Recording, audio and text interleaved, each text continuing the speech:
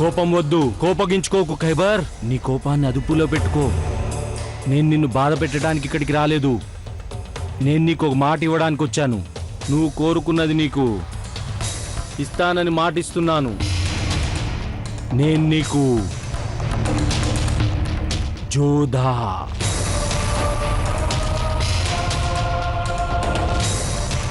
అవును, నీకు తనంటే చాలా ఇష్టం కదా. అలాగే నాకు తెలిసినంత వరకు ఆవిడికి కూడా నువ్వంటే చాలా ఇష్టం. ఇది నేను ఖచ్చితంగా ఎందుకు చెప్తున్నానంటే అందరూ చెప్పినా వినకుండా ఆవిడ నిన్ను చూడటానికి వచ్చినందువల్ల. నిజం ఖైబర్, నిన్నే చూడాలని వచ్చింది ఆవిడ. కానీ ఇప్పుడు ఆవిడికి ఆంక్షలు విధించారు. ఖైబర్ ఆవేశపడకు, వద్దు, ఆగు ఖైబర్, ఆగు. నువ్వు గనక ఆవిడ్ని చూడాలనుకుంటే నువ్వు నేను చెప్పినట్లు చేయాలి ఖైబర్. నువ్వు గనక నేను చెప్పినట్లు వింటే ఆవిడ చెంతకు వెళ్ళడానికి నేను నీకు సాయం చేస్తాను. సరేనా? చెప్పు ఖైబర్, చెప్పు. ఇంకోసారి గర్జించు. అప్పుడే నీలో ఉన్న మృగం సజీవంగా ఉంటుంది. నువ్వు ఇలా గర్జిస్తూ ఉంటేనే నా గొంతు ఎవ్వరికీ వినపడకుండా ఉంటుంది. ఇదిగో నేను నీకు చెప్తున్నాను, తన చెంతకు వెళ్ళే మార్గం చెప్తాను. దీన్ని ఒకసారి చూడు ఖైబర్. ఇదే ఆ చిత్రపటం. దీన్ని ఒకసారి బాగా చూడు. జోధా చెంతకు చేరే మార్గం ఇందులోనే ఉంది. అవును, ఇంకానేమో ఇదేమో నీ ఆయుధం.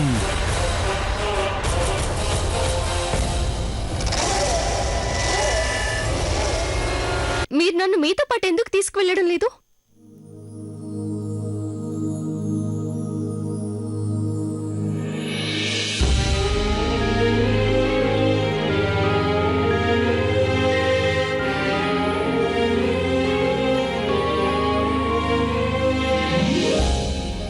షహిన్షా, మీకు తెలుసు కదా నాకు వేటకి వెళ్లడం, వన్యప్రాణుల్ని వధించడం ఎంత మాత్రం ఇష్టం లేదని.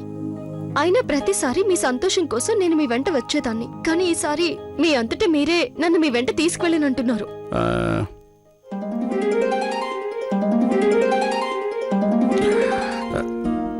అసలు సంగతి ఏంటంటే జోధా బేగం, మేము గనక మిమ్మల్ని ఒక్కరిని వేటకు తీసుకెళ్తే గనక అది మిగతా బేగంలందరికీ నచ్చకపోవచ్చు. వాళ్ళు మీ మీద ఈర్ష్యపడచ్చు.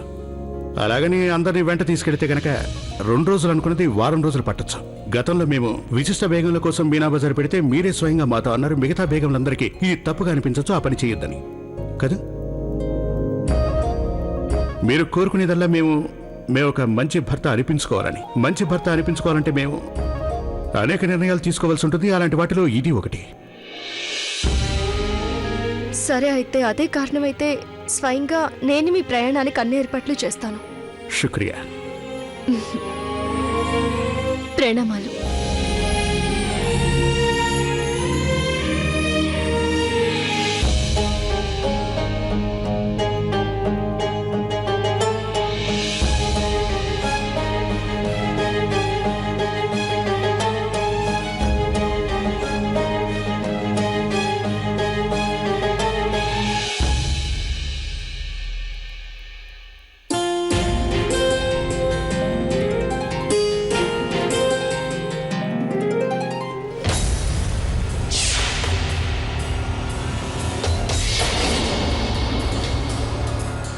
నిజంగా చాలా విచారకరం. ఆ షహీన్షా అక్బర్కి ఈ సంగతి తెలియదంటే చాలా బాధగా ఉంది.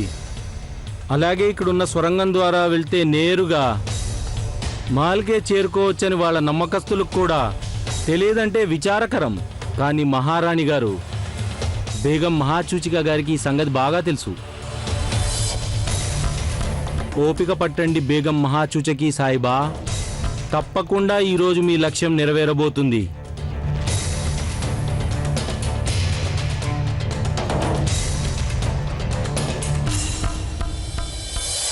ఇదిగో విన్నావా? దర్బారుకు చెందిన సైనికుల అదృష్టమే అదృష్టం. షహన్షా గారు వెంట రాత్రికి వేటకు వెళ్తున్నారు. పగలంతా వేట, ఆ తర్వాత సంబరం.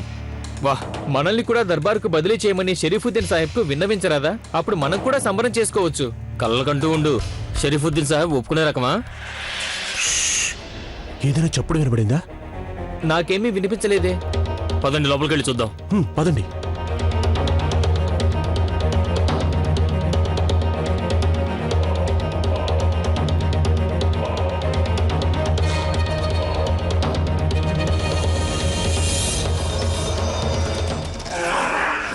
ఇదంతా వేడి చేస్తున్న చప్పుడే. ఈ అడవి మృగం గొడవ రోజురోజుకి ఎక్కువైపోతుంది. పదండి.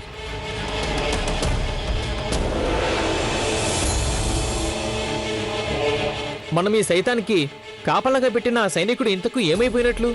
పదండి చూద్దాం. హ్మ్.